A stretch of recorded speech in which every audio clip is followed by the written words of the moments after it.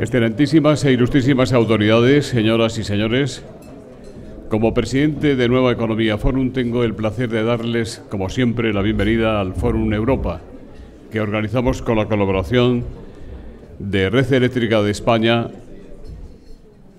BT y Asisa. Hoy tenemos de nuevo el honor de recibir a la señora presidenta del Congreso de los Diputados del Reino de España, doña Ana Pastor, que ha aceptado presentar a nuestro ilustre ponente de esta mañana, el comisario Arias Cañete. Querida presidenta, la tribuna es suya.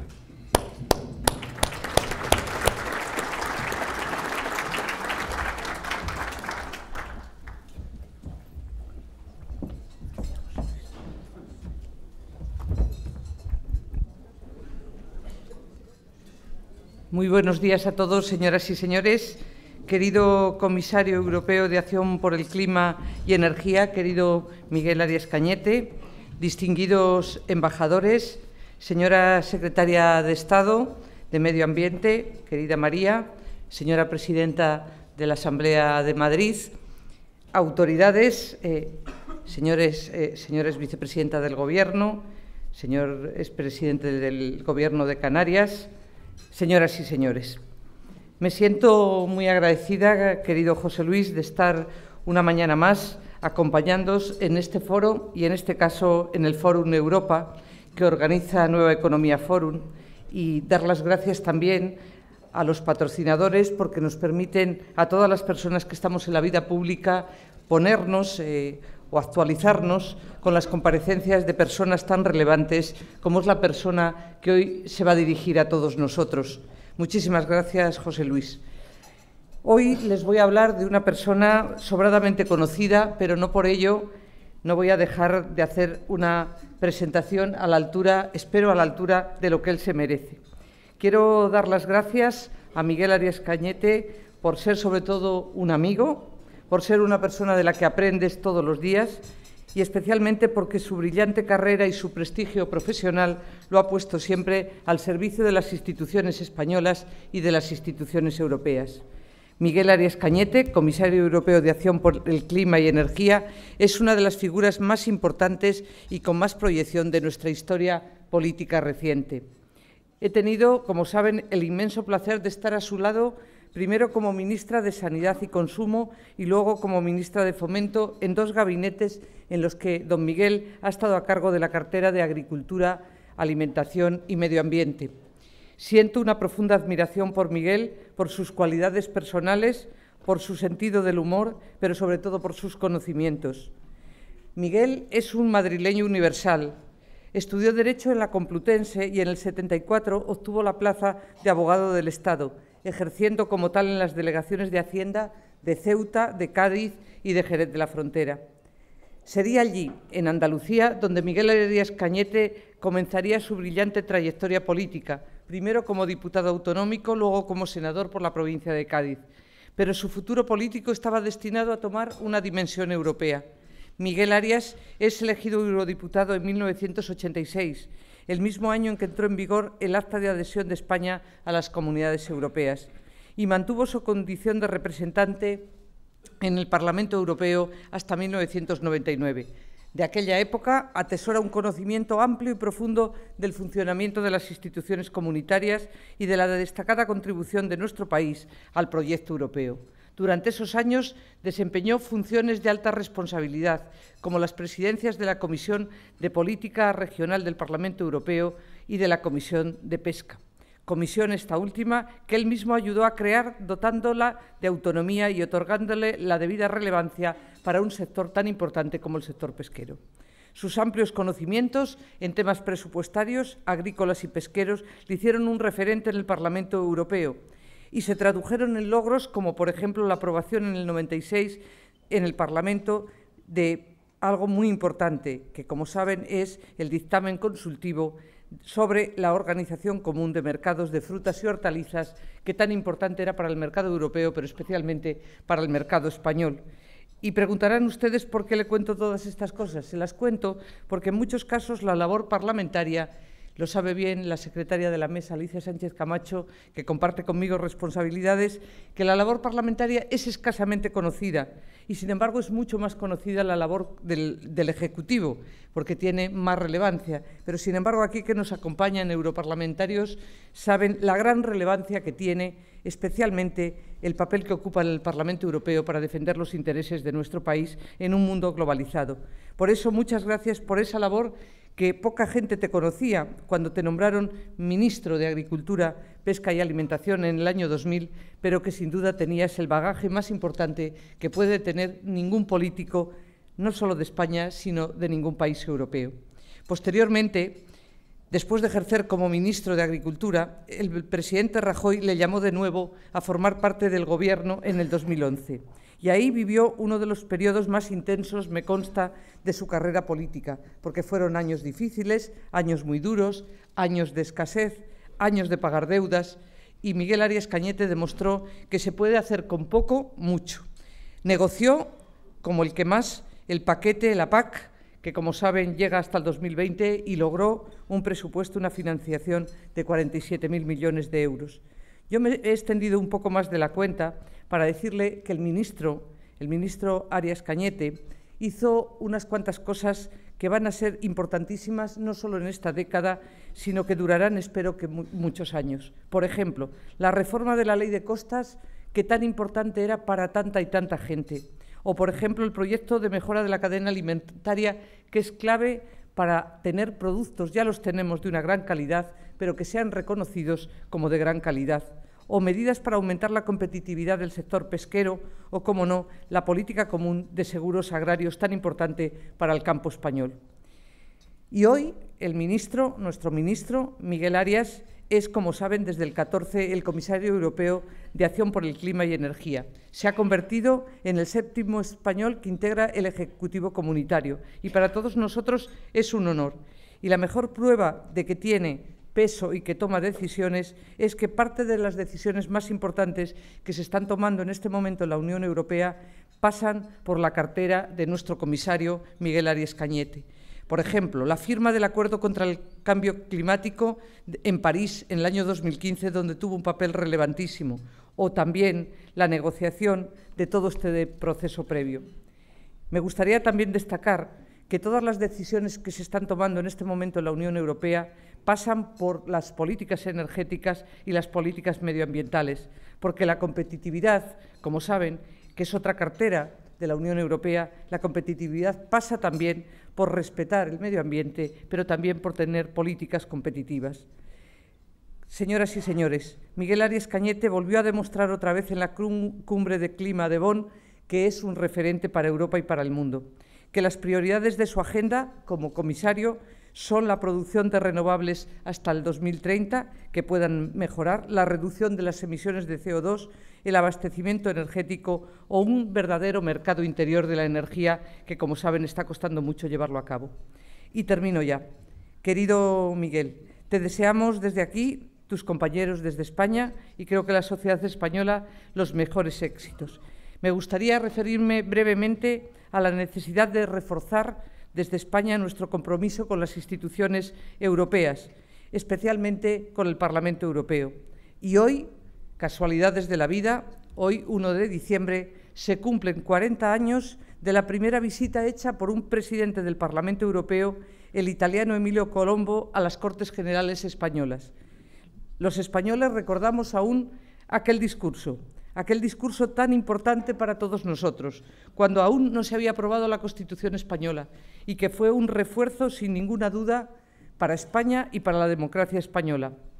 Y por eso hoy, para cerrar estas palabras, traigo a colación las palabras del presidente Colombo, que pronunció ahí enfrente en la carrera de San Jerónimo el 1 de diciembre del 77. Dijo Colombo: en el diálogo y en la lealtad para con los principios fundamentales que rigen a nuestras instituciones parlamentarias se encuentra la fuerza de nuestro sistema de vida democrática y de libertad.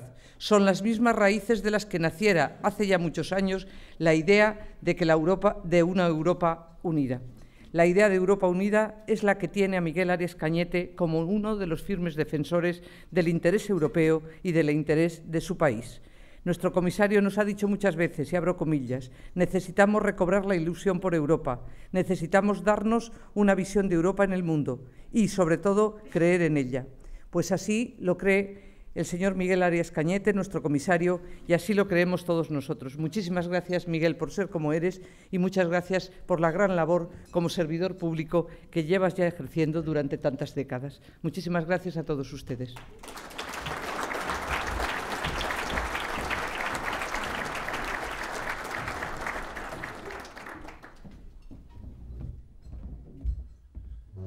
Querida Presidenta del Congreso, señoras y señores, yo quiero, en primer lugar, agradecer la invitación de José Luis Rodríguez a participar nuevamente en el Foro Nueva Economía y a los patrocinadores de este evento, y sobre todo a Ana Pastor por sus muy amables palabras. Hemos compartido muchas cosas, entre otras cosas, 8 años en la oposición en la misma planta en Génova 13, y eso imprime carácter como el bautismo. Y yo hoy quisiera aprovechar esta intervención para hablar de probablemente dos de los mayores desafíos que tiene planteado el mundo a nivel global, intrínsecamente unidos, que es la lucha contra el calentamiento global, contra el cambio climático y la necesaria transición energética de descarbonización de las economías que este desafío comporta. Yo tuve la ocasión de asistir a la firma del Acuerdo de París, un acuerdo histórico. Antes del Acuerdo de París comparecí en este mismo foro para explicar cuál era lo que queríamos obtener en París. Y después del Acuerdo de París, en el momento de la firma, cuando todo el mundo lo celebraba y aplaudía, yo me paré a pensar, digo, ahora empieza lo difícil. Ahora hay que cumplir con los objetivos que nos hemos trazado, que los que están aquí sentados no saben lo ambiciosos que son. Porque reducir el calentamiento global por debajo de 2 grados, o incluso 1,5 grados, supone nada más y menos que en el horizonte 2050 descarbonizar totalmente nuestra economía. Y eso se dice en una palabra, pero hay que articularlo con las necesarias transiciones energéticas difíciles de poner en marcha. Y yo quisiera además enmarcar mi intervención, que se centrará en las actuaciones como comisario responsable de Acción por el Clima y Energía, en el entorno general en que está situada en este momento la Unión Europea. Porque en París lanzábamos las campanas al vuelo, pero realmente en los años 2015, 2016 y 2017 la Unión Europea ha atravesado circunstancias extremadamente difíciles. El presidente Juncker en el año 2016 manifestó que la Unión Europea se encontraba en una situación de crisis existencial. La proliferación de populismos antieuropeístos en muchos países de la Unión Europea, en muchos de los países incluso del núcleo duro fundacional, el incremento de unos flujos migratorios sin precedentes, muy difíciles de gestionar, y la decisión del Reino Unido de abandonar la Unión Europea eran factores que inducían al pesimismo.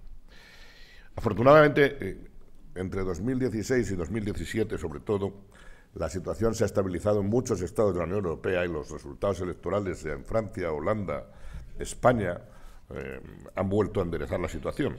E incluso la decisión del Reino Unido de abandonar la Unión Europea, que es una decisión trágica y que todos tenemos que lamentar, ha producido un efecto catalizador, un efecto positivo de toma de conciencia en los restantes 27 países de pertenecer a un proyecto sin precedentes en la Unión Europea y en profundizar en el desarrollo de la misma y en la solidaridad entre países en esa nueva construcción de una Europa 27. Por eso el presidente Juncker lanzó en el pasado mes de septiembre en el discurso del Estado de la Unión en septiembre en el Parlamento Europeo un mensaje mucho más positivo. Decía: hay otra vez vientos en nuestras velas. Y para relanzar el proyecto europeo, la Comisión presentó un libro blanco con diversos escenarios, con menor ambición o mayor ambición, sin tomar posiciones para abrir un debate y para incrementar el debate presentó documentos de reflexión sobre aquellos temas en los que quería provocar que la sociedad europea se alertara sobre cuál sería la dirección de viaje en el futuro. El pilar social, que tendría que reforzar la Unión Europea, la Unión Económica y Monetaria, el futuro de la defensa europea, cómo nos posicionamos frente a la globalización y el futuro de las finanzas de la Unión Europea. Con todos esos debates se ha provocado un amplio debate europeo que tiene que desembocar en el Consejo Extraordinario en Sibiu, en Rumanía, en marzo de 2019, donde los líderes europeos tendrán que configurar la Europa del futuro que queremos. Y yo me centraré ahora en los temas objetos de mi cartera. Empezaré diciendo que la Unión Europea no empieza a reducir emisiones y avanzar hacia la transición energética con el Acuerdo de París.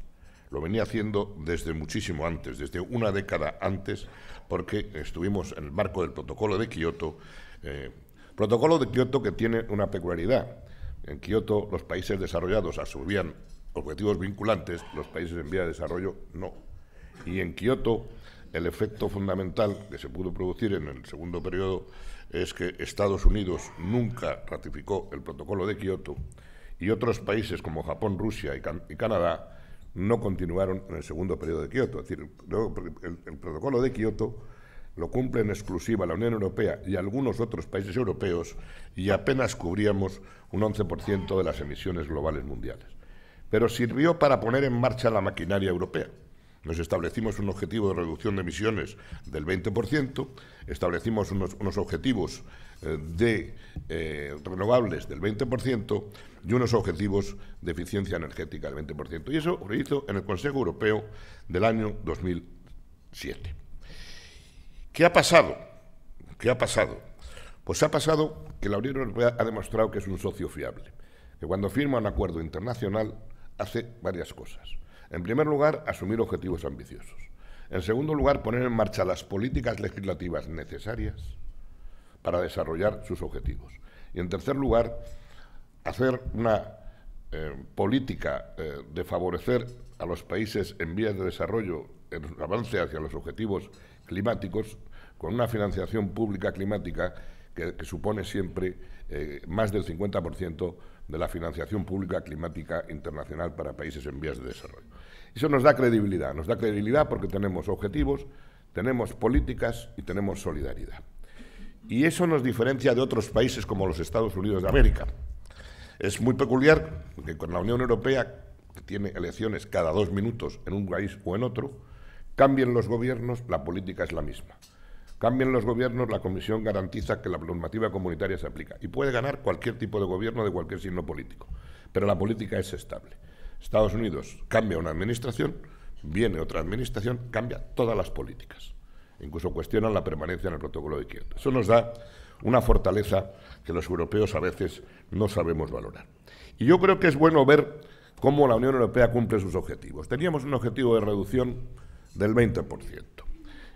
Cuando hemos presentado el tercer informe sobre el estado de la Unión de la Energía la semana pasada, hemos puesto encima de la mesa las cifras y la Unión Europea ha superado el objetivo de reducción de emisiones en 2016, había caído un 23% respecto al año base 1990. Y algunos dirán, bueno, habrán bajado las emisiones, pero nos habremos cepillado el crecimiento económico. No, en el mismo periodo la economía ha crecido un 53%. Es decir, reducción de emisiones con crecimiento económico. Porque hemos tenido mecanismos que han evitado la deslocalización industrial paralelamente a los esfuerzos de reducción de emisiones. Nuestro sistema de derechos, el ETS, o el Emission Trading System, o el Sistema Europeo de Derechos de Emisión. En el caso español siempre se barajan muchas cifras porque nos gusta autoflagelarnos.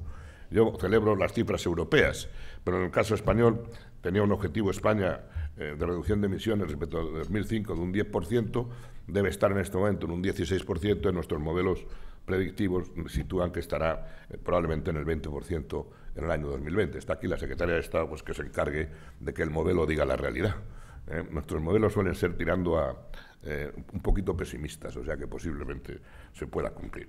Y en energías renovables, que nos habíamos trazado un objetivo del 20%, en el 2015 ya estábamos en el 16,7% de la Unión Europea y prácticamente todos los países, con excepción de 3, están en condiciones de alcanzar sus objetivos de renovable. En España, que muchas veces se barajan muchas cifras, pues estaba en el 16,2% en 2015, que era una cifra muy superior a la trayectoria indicativa prevista para España, que era del 13,2%. Por tanto, vamos avanzando en cumplimiento de estos objetivos. ¿Qué supone esto? Pues que en el 2020 el 32% de la electricidad consumida en Europa será producida por fuentes renovables y el 25% por energías variables como la solar y la eólica. En 2020, en 2030, con las nuevas ambiciones y los objetivos, estaremos mucho más cerca del 50%. En el Consejo Europeo de 2014, el Consejo Europeo aumenta el nivel de ambición, establece una reducción de gases de efecto invernadero de al menos 40% respecto de 1990, un objetivo vinculante a nivel europeo para renovables del 27% y una mejora de eficiencia energética en el 27%. Cuando el Consejo Europeo marca una política, normalmente la Comisión la sigue a rajatabla.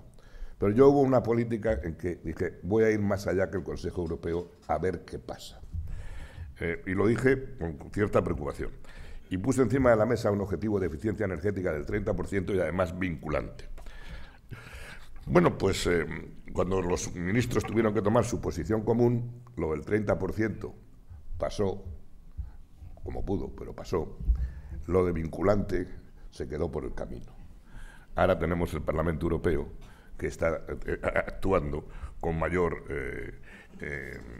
ambición. Y luego lo comentaré.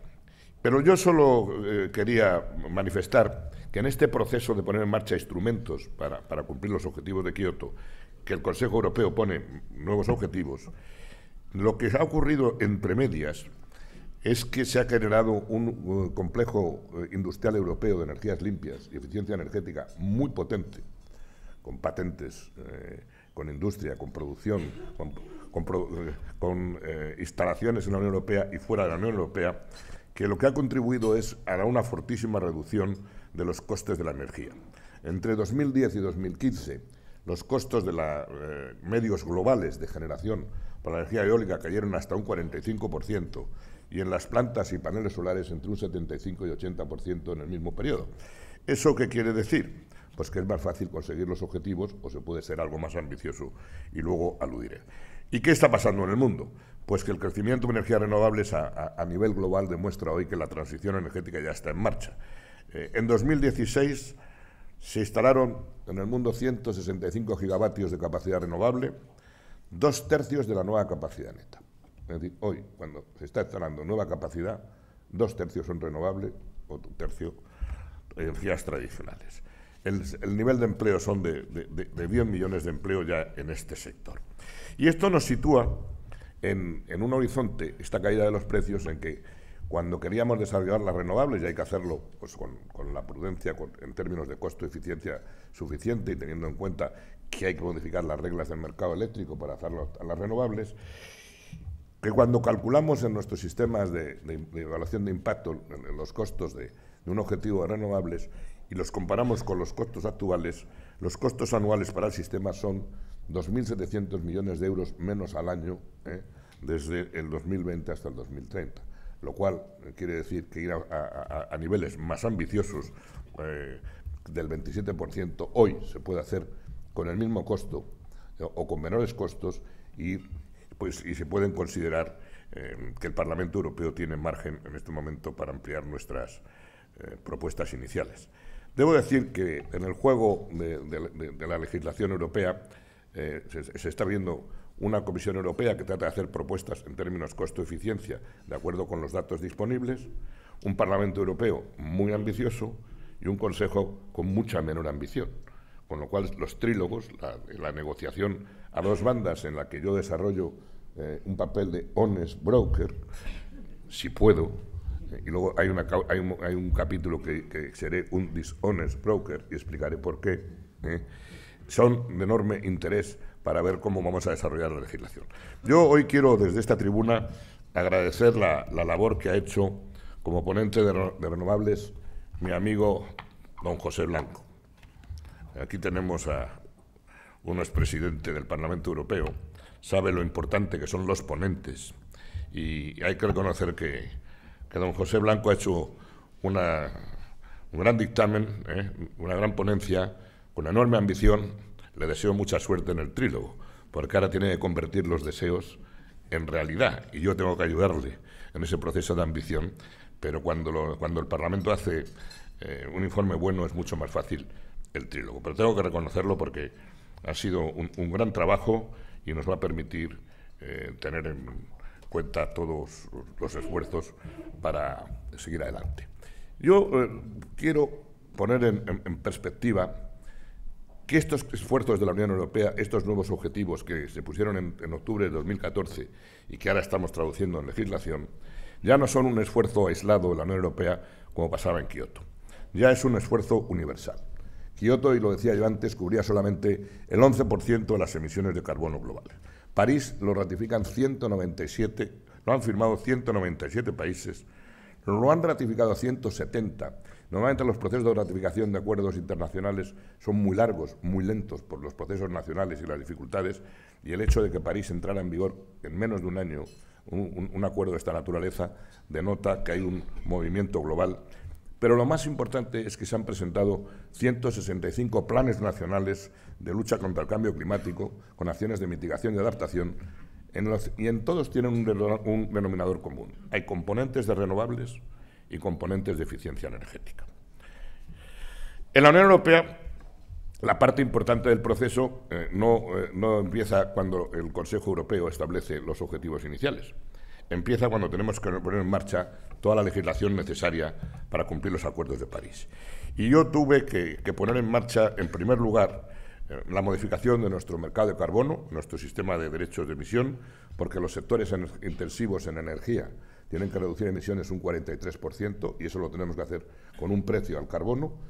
Teníamos un mercado de carbono que no funcionaba, lo hemos modificado, el Parlamento lo ha reforzado, y yo confío que tras 2 años de negociaciones que hemos logrado un acuerdo importante para reformar los mercados de carbono, tendremos el mercado de carbono, por el momento, más grande del mundo, que en el futuro estará interconectado con los otros grandes mercados de carbono. China, antes de final de año, va a lanzar su primer mercado de carbono. Probablemente no es como el nuestro, que cubre todos los sectores energéticos intensivos. Incluirá inicialmente algún sector y lo irá incluyendo el resto de la economía china. Pasará a ser entonces China el mercado de carbono más grande del mundo. California, que de camino, cuando se analiza el peso de California en la economía global, es la 6ª economía del mundo, pues tiene el segundo mercado de carbono más grande del mundo. En Canadá se están desarrollando mercados de carbono, Nueva Zelanda y Australia van a desarrollarlos.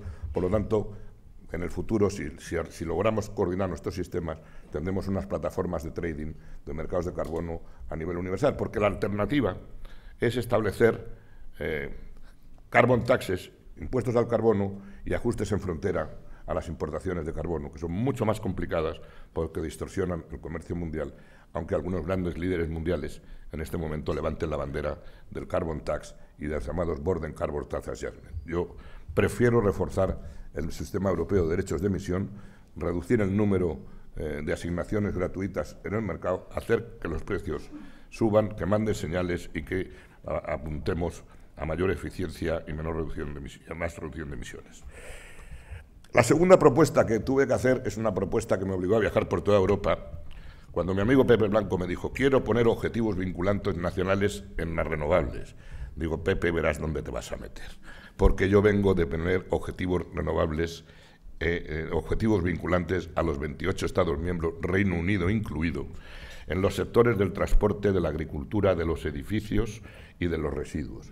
Y debo de decirte y te digo que eso no se lo deseo a mi peor enemigo.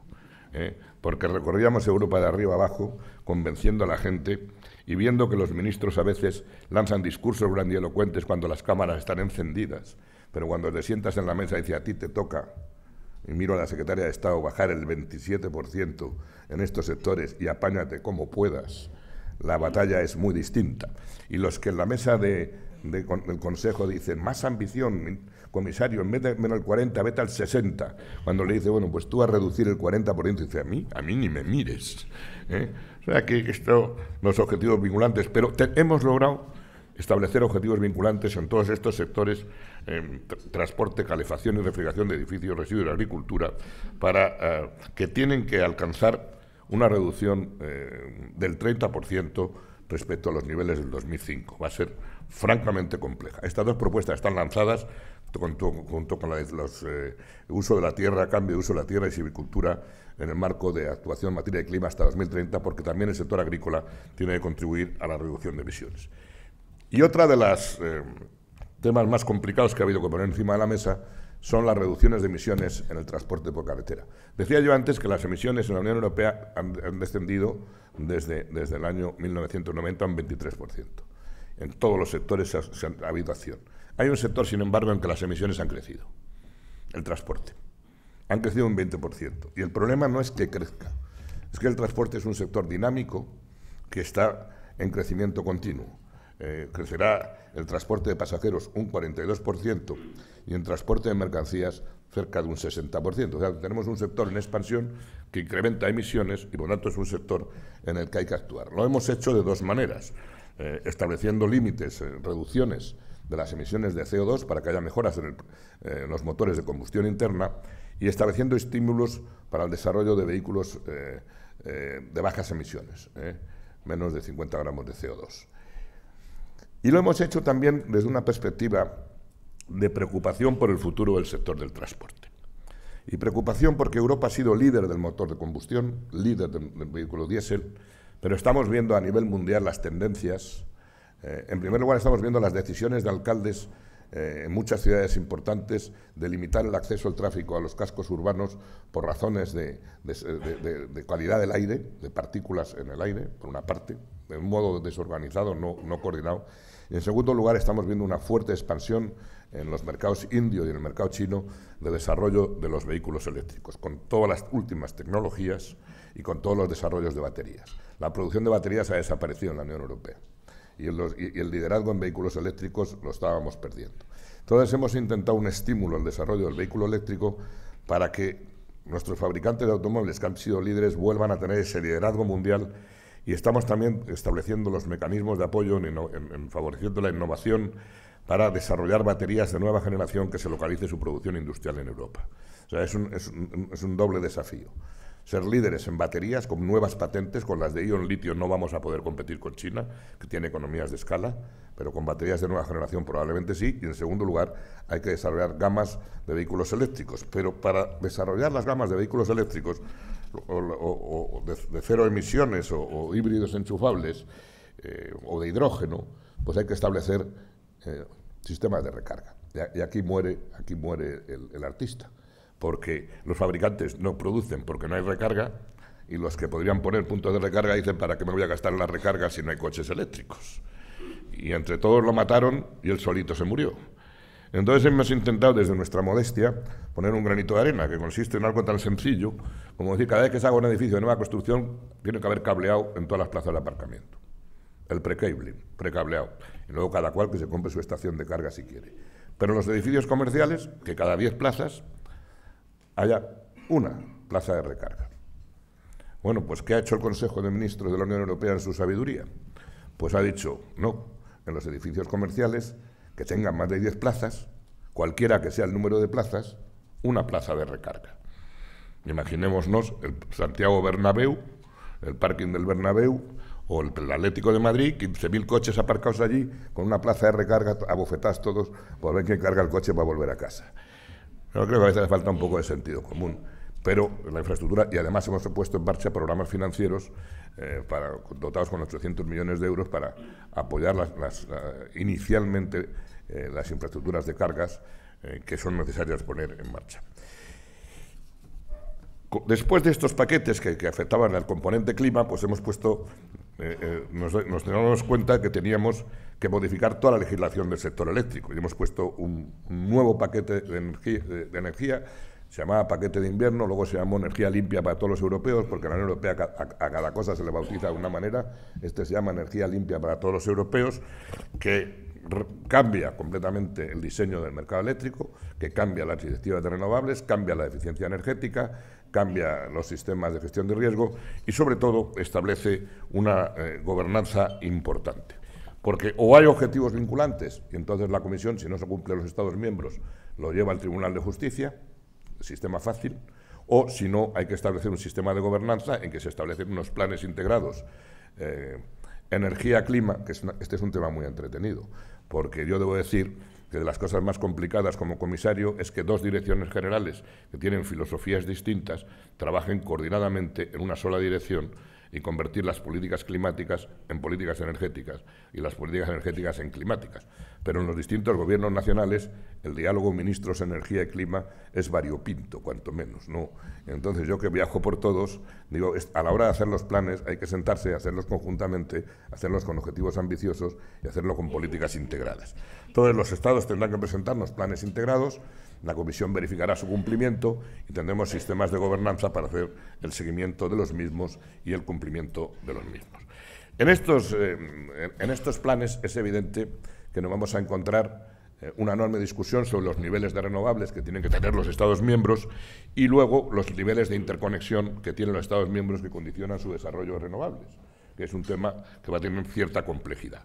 Y tendremos también que trabajar en eficiencia energética. Yo creo que una de las políticas clave para cumplir los objetivos climáticos es reducir el consumo de energía. Yo he propuesto el 30%, el Parlamento Europeo está proponiendo límites del 40%, veremos lo que pasa en la votación del Pleno, pero en cualquier caso tendremos que ir a una mejora de eficiencia energética en edificios, porque los edificios son el 40% del consumo de energía total. Y además, por razones de que muchos se hicieron después de la Segunda Guerra Mundial, 75% del parque de vivienda europeo es absolutamente ineficiente en términos energéticos. Cuando tenemos grandes consumidores absolutamente ineficientes. Problema que tenemos, que muchos pertenecen al sector público, las viviendas sociales, entre otros temas, y a la hora de que el sector público haga eficiencia energética, considérese el alumbrado, pasar del alumbrado convencional a alumbrado LEDs, el mayor problema que existía eran los problemas derivados del Pacto de Estabilidad y Crecimiento, las reglas presupuestarias que imputan directamente a déficit y a deuda la totalidad de la inversión que se hace en eficiencia energética, cuando la eficiencia energética es una inversión que se autopaga en poco tiempo y que con los ahorros que se producen se puede ir pagando el tema. Nos ha costado, aquí está el presidente del ICO, año y medio de discusión con Eurostat, pero hemos logrado cambiar las reglas y yo creo que ahora mismo hay una enorme posibilidad de lanzar plataformas de eficiencia energética y espero que la cooperación entre el Banco Europeo de Inversiones, donde tenemos buenos amigos, y el Instituto de Crédito Oficial nos permita poner en marcha grandes proyectos en España de eficiencia energética. Yo cada vez que recibo a un presidente autonómico que me cuenta cualquier tema de su interés, yo le digo, ahora de mi libro, ¿por qué no haces un gran plan de eficiencia energética en tu comunidad autónoma? A ver si a base de predicar se acaba dando trigo. Yo creo que somos, aquí está mi jefe de gabinete, el departamento de la Comisión que más propuestas legislativas tiene el Parlamento simultáneamente. Yo en este momento tengo 11 y participo en 11 trílogos. Y yo voy a todos, porque en los trílogos son los compromisos. Y en esos trílogos es donde tenemos en este momento toda la legislación. Nos falta la de los vehículos pesados de camiones y el día que tengamos eso hemos terminado la legislatura, nos vamos a dedicar a convertir nuestras propuestas en realidad. Es una tarea absolutamente apasionante. Y como es apasionante ver los grandes problemas energéticos que tiene la Unión Europea de seguridad de suministro en materia de gas, porque no he comentado que al gas me dediqué mucho tiempo. Empecé dedicándome con el gas, poniendo todos los paquetes de gas para regular el suministro. Empecé dedicándome a un gasoducto que se llama Nord Stream, que nos ha hecho reflexionar muchas horas y que hemos tenido muchos avatares, pero que creo que lo tenemos bien enfocado en este momento. Y hemos hecho todo el paquete eléctrico, pero hay un escollo fundamental que son las infraestructuras. Es decir, si queremos completar el mercado interno de la energía, tenemos que hacer proyectos de interconexión entre los Estados miembros. Ninguna medida será efectiva si no hay interconexiones entre los Estados miembros. Es imposible. Y ustedes pensarán, bueno, pues cuando no hay interconexiones, los que están sin interconectar es la península ibérica y Alemania. El norte de Alemania no está conectado con el sur. Alemania produce energía eólica en el norte, que tiene suficiente, pero tiene todas esas plantas industriales en el sur quemando carbón o con gas, o con plantas de gas bastante obsoletas. Primer país sin interconectar, Alemania. Nosotros, la península ibérica y los bálticos. Los países bálticos en este momento no están sincronizados con el sistema continental europeo. Están sincronizados con la Federación Rusa, lo cual es un sistema que da cierta preocupación. Y en materia de interconexiones, cuando estamos en la península ibérica siempre hemos tenido las enormes dificultades de las conexiones transpirenaicas, por todo tipo de problemas, que se podíamos desarrollar una sola conferencia monográfica sobre este tema. Pero yo quisiera destacar hoy, y voy a ir terminando, una frase que dijo el presidente Macron en Bonn hace una semana. Dijo Macron: debemos comprometernos con el objetivo de reducción de emisiones de gases de efecto invernadero, y una de las áreas de atención prioritaria requiere alentar y participar activamente en la financiación de todas las interconexiones energéticas que necesitamos entre Alemania y Francia, pero también con Irlanda, España, Italia, el Benelux y Portugal, porque estas interconexiones garantizarán un mejor uso de las energías renovables en todo el continente y en particular en la Unión Europea, y porque estas interconexiones son la mejor garantía para acelerar la reducción de las emisiones de carbono. Pues verde y con asas un botijo. Sí, ahora hay una gran oportunidad de conseguir impulsar las interconexiones y hacer efectivos los objetivos del Consejo Europeo de 2014, que tenía un mínimo del 10% de interconexión para electricidad en 2020 y un 15% en 2030. Hoy 17 Estados miembros llegan al 10%, sin embargo, la península ibérica está en una situación de interconexión absolutamente crítica. Por eso estamos poniendo en marcha nuevos proyectos y por eso he aprobado una tercera lista de proyectos de interés común, que son proyectos estratégicos que tienen acceso o pueden tener acceso, en primer lugar, a la financiación europea, pero tienen acceso a las reglas de las redes transeuropeas, que son más facilidad en la gestión administrativa de los proyectos, en los impactos medioambientales, en los sistemas de ventanilla única. Y por primera vez la lista de proyectos de interés común tiene doble número de proyectos eléctricos que gasísticos, lo cual quiere decir que los proyectos eléctricos y las interconexiones eléctricas están teniendo más importancia. De 173 proyectos, 110 son de electricidad y redes inteligentes, 53 de gas y 4 de petróleo.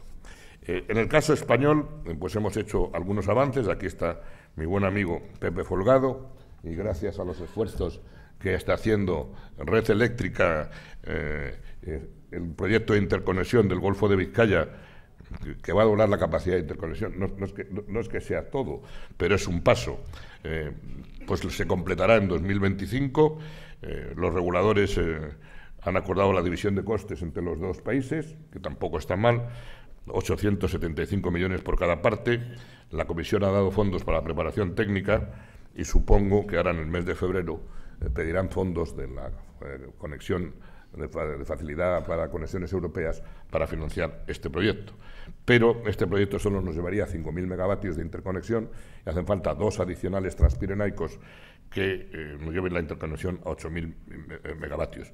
Yo creo que sería muy positivo que hubiera una gran cumbre con el presidente de la República de Francia, el presidente del Gobierno de España y el primer ministro de Portugal, para relanzar las interconexiones, visto el nuevo espíritu que tiene la administración francesa.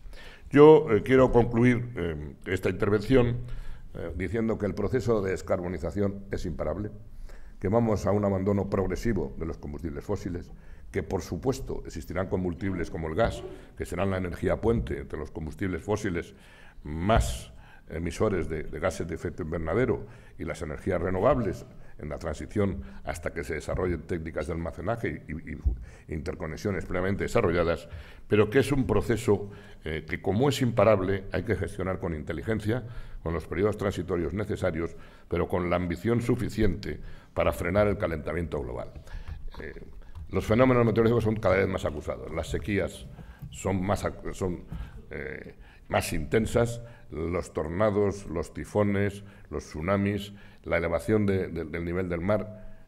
Yo cuando viajo al Pacífico y compruebas que hay estados que están adquiriendo terreno en otro estado distinto para trasladar su población a otro país porque el suyo desaparece, te das cuenta que el impacto del cambio climático es mucho más intenso y más rápido de lo que esperábamos. Y por lo tanto, como esto es una realidad para todo el mundo, excepto para determinados presidentes de grandes países, tenemos que hacer los deberes bien. Y en la Unión Europea tengo la satisfacción de poder decir que tiene los objetivos climáticos más ambiciosos encima de la mesa, tiene todos los instrumentos legislativos necesarios para cumplirlos en marcha y va a ser solidaria con los países en vías de desarrollo para que ellos a su vez puedan sumar su granito de arena. Porque esta es una labor que no es solo de la Unión Europea. Nosotros tenemos apenas el 10% de las emisiones globales.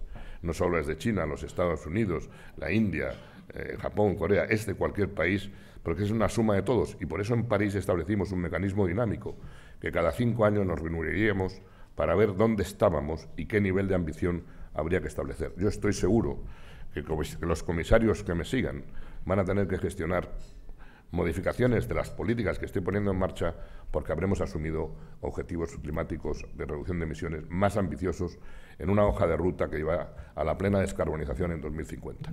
Probablemente con la urgencia de los temas diarios no nos damos cuenta de la broad picture de la película, pero el desafío del cambio climático y la transición energética, el cambiar nuestro modo de producir energía, nuestro modo de transportarnos y nuestros hábitos de consumo, probablemente sea uno de los temas clave que van a condicionar nuestro futuro. Y los que lo lideren serán los que ganen esta batalla. Es lo mismo que la globalización. Es imparable, pero hay que saber gestionarla. La transición energética es imparable y hay que saber no gestionarla, hay que saber liderarla. Muchas gracias.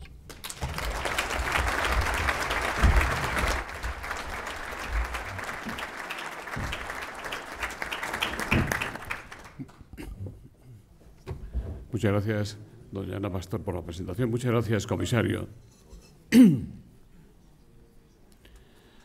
Pues empezamos con las preguntas. Carmen Lavallén, de la COPE, dice: ¿cómo valora las últimas medidas del Gobierno con impacto en la factura de la luz? ¿Considera que hay algo más que puede hacerse en España para rebajar el precio de la electricidad, que sube más en nuestro país que en el resto de la Unión Europea? Miguel Ángel López le pregunta si considera usted aceptable que a los españoles se nos incremente de golpe un 10% el recibo de la luz. Vamos a ver, yo tengo la responsabilidad de hacer el diseño global del mercado eléctrico europeo. Y todo lo que está haciendo la Unión Europea es generar mercados que sean más interconectados, más abiertos, con más competencia, con menos precios regulados, con más operadores del sistema, con nuevas prestaciones de servicios para reducir nuestros costos con nuestros competidores. Tenemos costos de la energía que son dobles que nuestros competidores en electricidad e incluso en gas también son muy significativos. Por lo tanto, todo lo que sea, lo que estamos haciendo es políticas de interconexiones, sean en electricidad, políticas de interconexiones, sean en gas, en el MidCat, y cambiar todas las reglas del mercado, desarrollar las renovables, que empiezan a ser competitivas. Pero cada país tiene una estructura de costes de su tarifa muy compleja. Son muy complejas y tienen un pasado que arrastran que condiciona sus tarifas, y eso hay que conocerlo.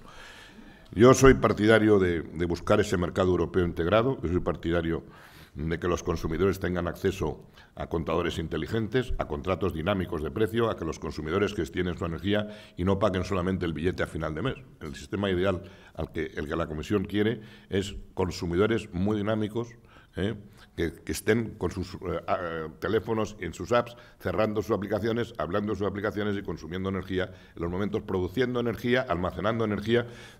El diseño que hace la Comisión es un diseño de futuro.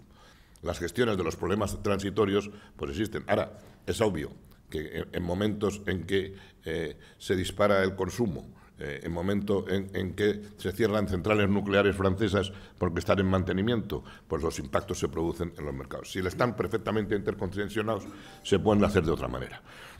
Por lo tanto, toda la política de la Comisión va dirigida a tener un mercado más eficiente que al final redunde en que los consumidores tengan más oferta, más variedad de servicios que se les presten, más capacidad de elegir y más capacidad de gestión de su propio consumo.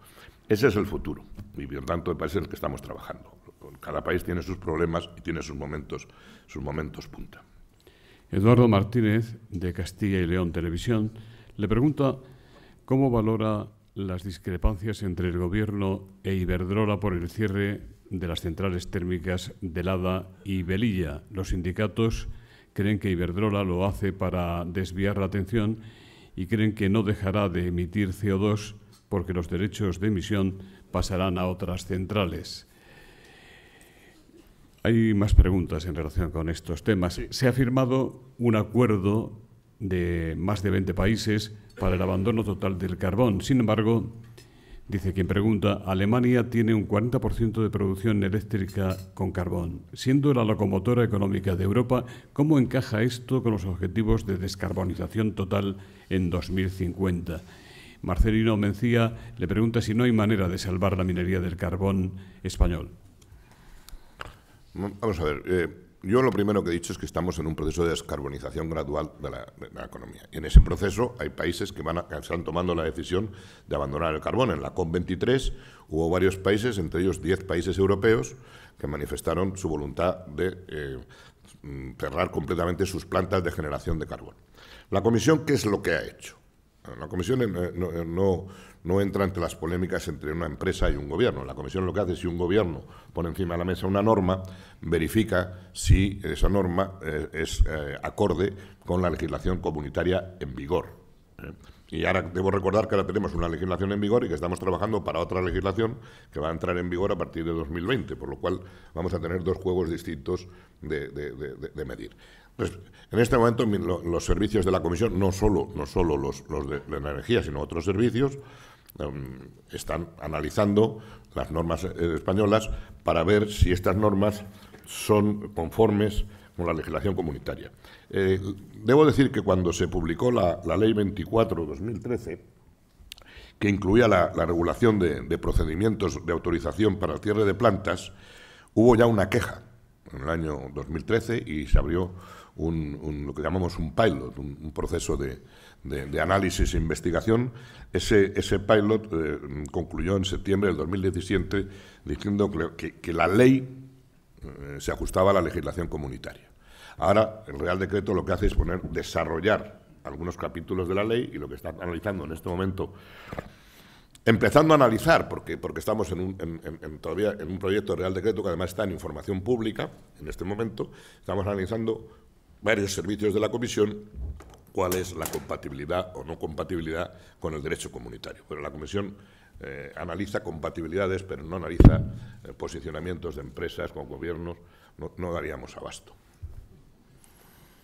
Andrés del Campo, presidente de la Federación Nacional de Comunidades de Regantes, le pregunta si se está avanzando en las redes transeuropeas de transporte de energía eléctrica para construir el mercado eléctrico europeo. Pues estamos avanzando y tenemos dos instrumentos fundamentales. Tenemos las redes transeuropeas, tenemos los proyectos de interés comunitario. Si se ve la última lista de proyectos de interés comunitario, todos los proyectos básicos para España están en esa lista incluidos. Y además hemos puesto en marcha el mecanismo del Plan Juncker, que aparte de los fondos estructurales permite una financiación muy importante. Lanzamos el Plan Juncker y cuando lo lanzamos creían que éramos unos utópicos, porque a base de movilizar un porcentaje de recursos financieros comunitarios, queríamos llegar a movilizar 315.000 millones de euros de nueva inversión adicional, y nos decían, bueno, estáis jugando a diseñar instrumentos financieros que no van a dar nunca resultado. Bueno, pues resulta que después del segundo año de ejecución estamos ya por cerca de los 220.000 millones de ejecución de Plan Juncker, y como el éxito ha asombrado a la propia empresa, lo hemos vuelto a ampliar y vamos a llevarlo a 630.000 millones de euros. Es decir, tenemos instrumentos de apoyar la inversión financiera en proyectos, además, con ventanas cerradas para eficiencia energética, interconexiones y grandes proyectos. Y tenemos los proyectos de interés comunitario, la financiación comunitaria y la capacidad que tienen las distintas comunidades autónomas de usar fondos estructurales en esta materia. Por lo tanto, pero lo que hace falta es que haya un marco regulatorio estable, unas señales claras en los mercados de carbono que lancen la indicación de que estos son mercados a invertir. Y por lo tanto esa es la dirección en la que estamos avanzando.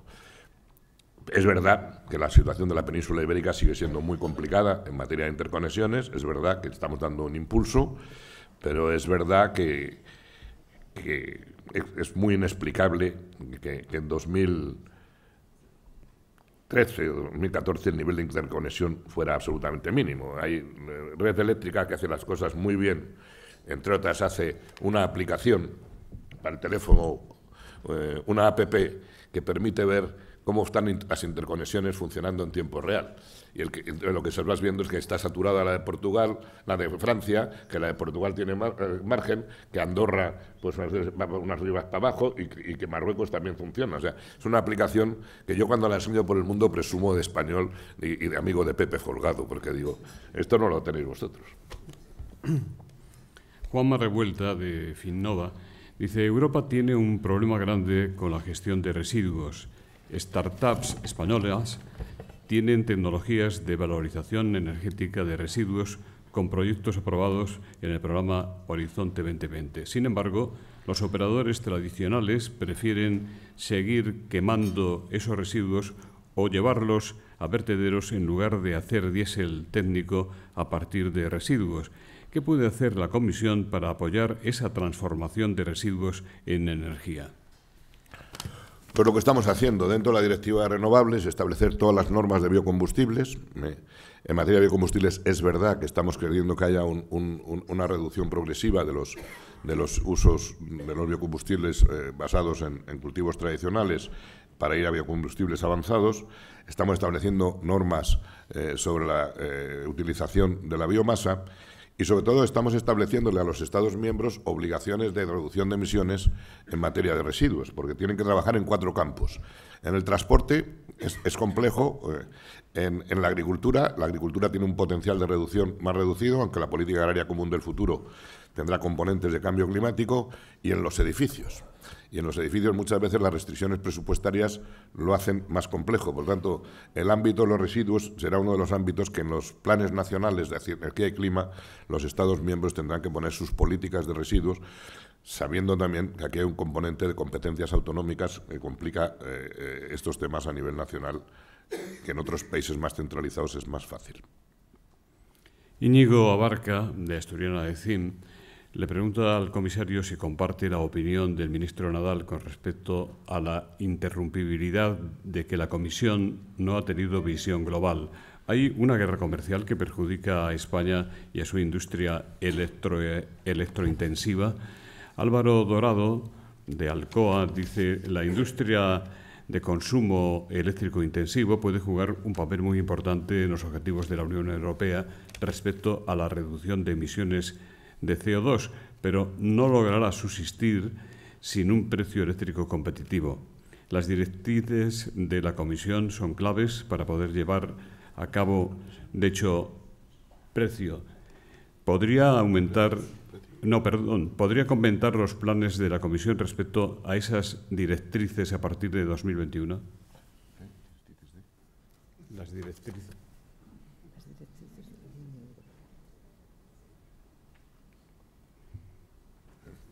No, vamos a ir por partes.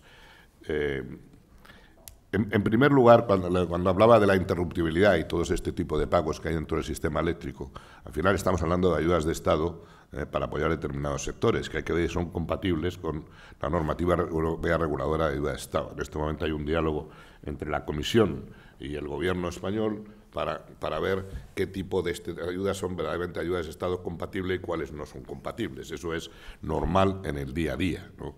En cuanto a las industrias intensivas, hay los mecanismos nacionales de apoyo, y dentro de los que son comunitarios nosotros lo que hemos hecho es analizar qué sectores están más expuestos a la competencia exterior porque tengan un factor de utilización de energía muy intensivo y, en segundo lugar, una apertura al comercio exterior y a la comercio exterior importante. A esos sectores les hemos dado asignaciones gratuitas de derecho de emisión para evitar que tengan que comprar derechos de emisión adicionales y perder competitividad. Este es un debate importante, si es suficiente, si no es suficiente, porque hay una batalla entre los Estados que prefieren que haya más derechos de emisión que se puedan subastar porque se obtienen pingües ingresos.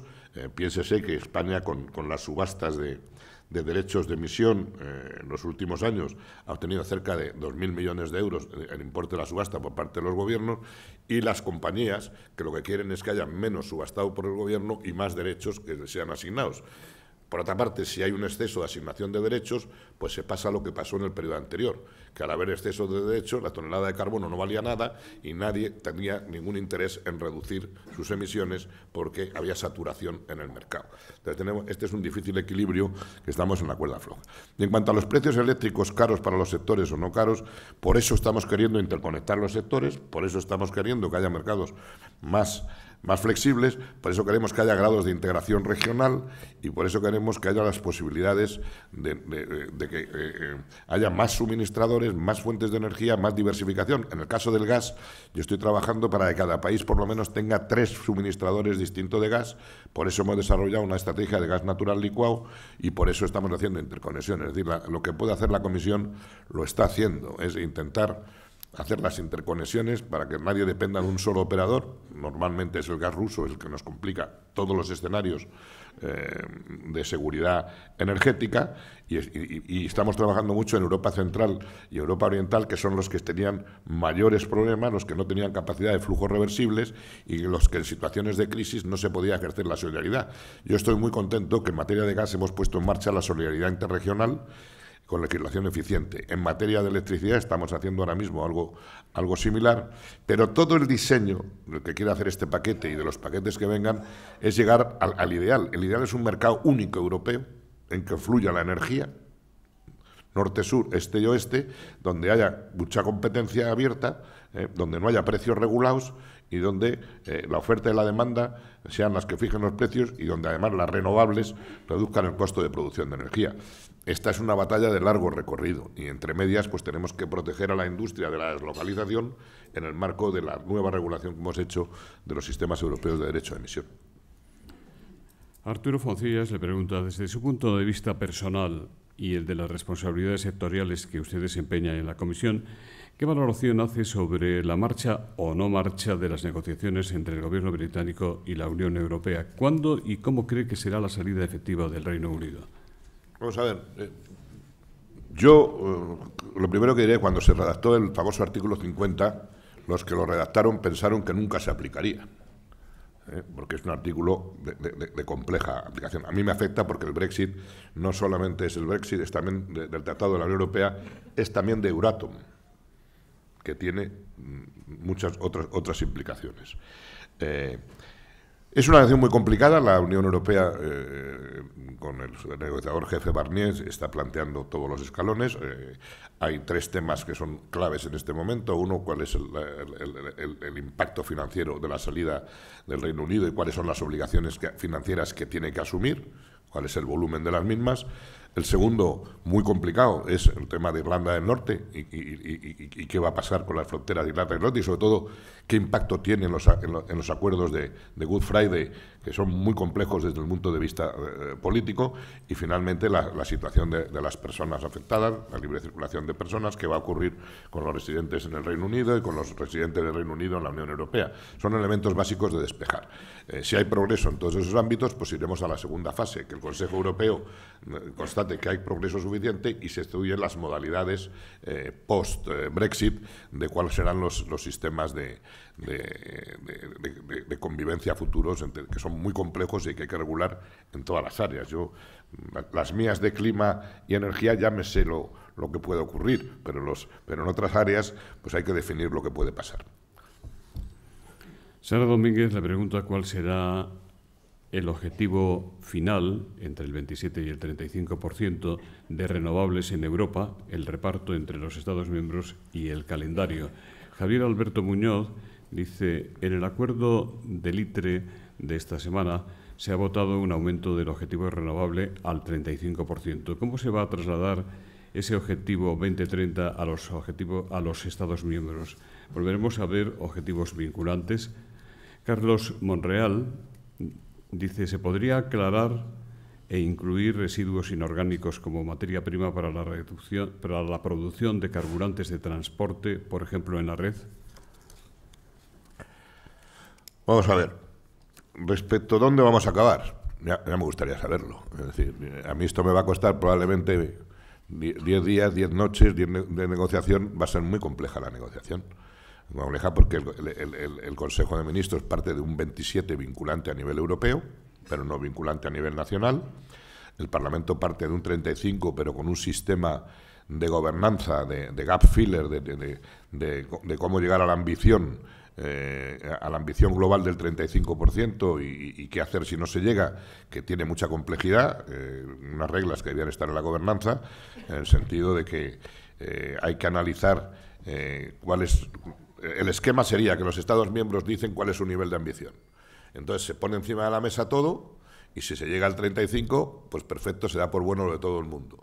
Pero si no se llega al 35 hay que analizar quiénes se quedan cortos y quiénes pueden subir. Y dentro de los que se les puede subir, algunos que tienen un margen del 10% como por circunstancias excepcionales, como puede ser la falta de interconexión. Es decir, es muy difícil saber el objetivo final, pero habrá una negociación muy dura entre el 35 y el 27, bueno, si fuera un poco así cuando se vende un burro, pues dices por la mitad y lo partes. No funciona así, porque la negociación afecta a muchos parámetros simultáneamente, como sabe aquí mi buen amigo, el presidente Lico, y no solo va a ser el porcentaje, será el porcentaje, la gobernanza, qué pasa si no se llega al 35, cómo se articula.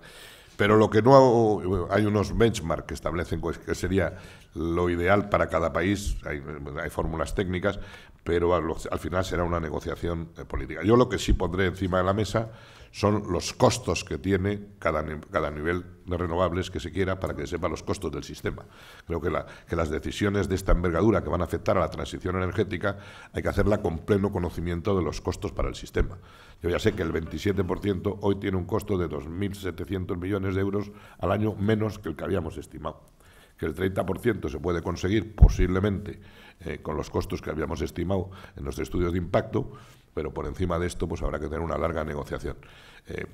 El riesgo de estos temas, de las negociaciones estas nocturnas, es que se pueda llegar a una negociación política que luego su traslación a la práctica haga muy compleja la vida para los operadores económicos. Y tenemos que tener, y esa es la labor de la Comisión, es decir, alertar de las consecuencias de cada decisión política y de cada compromiso político para que se tomen con conocimiento de causa.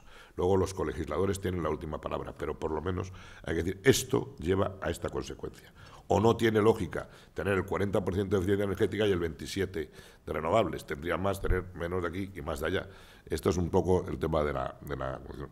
Cuanto a los residuos, en el transporte tenemos un problema en este momento, que tenemos que introducir también el gas en el transporte, en primer lugar, que tenemos que ver y cómo generamos el gas será otro tema muy distinto, pero es obvio que el transporte pesado de vehículos por carretera y el transporte marítimo van a tener que depender del gas si queremos reducir las emisiones sustancialmente en el futuro. Y eso nos lleva a las infraestructuras de recarga de gas, que también es otro tema complejo. Hemos de finalizar. Pido disculpas por las preguntas, muchísimas que no puedo trasladar al señor comisario. En nombre de Red Eléctrica de España, representada por su presidente, don José Folgado, de BT, representada por don Luis Argüello, cierra el acto don Ramón Casanova, director de Asisa. Muy buenos días. Ante un desafío tan importante, tan complejo y tan técnico como es la lucha contra el cambio climático, en el que la gestión de la transición energética es un pilar fundamental, España tiene la fortuna de contar con el comisario don Miguel Arias Cañete, cuya preparación, capacidad de trabajo y entrega son indiscutibles. Le agradecemos, don Miguel, su presencia hoy en este foro. También agradecemos a la presidenta del Congreso de los Diputados, doña Ana Pastor, su presencia. De ella podemos decir lo mismo en cuanto a preparación, capacidad de trabajo y entrega ampliamente demostrada en todos los puestos que ha tenido hasta ahora, en la que ha trabajado con una gran capacidad de diálogo y con una total lealtad institucional. Muchas gracias, don Miguel. Muchas gracias, Ana. Muchas gracias a todos ustedes por su asistencia.